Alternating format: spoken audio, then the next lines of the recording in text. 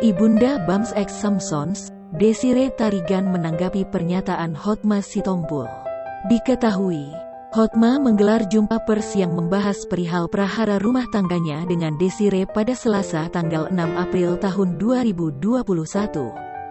Hotma menyampaikan dirinya membantah tudingan nakfar hingga membongkar foto kedekatan Desiree dengan pria lain. Mengetahui kemunculan Hotma, Desiree memberi reaksi santai serta bijak.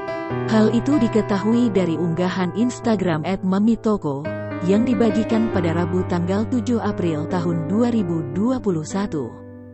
Dalam unggahan di atas, Desiree membagikan foto candid saat tengah membuat kue.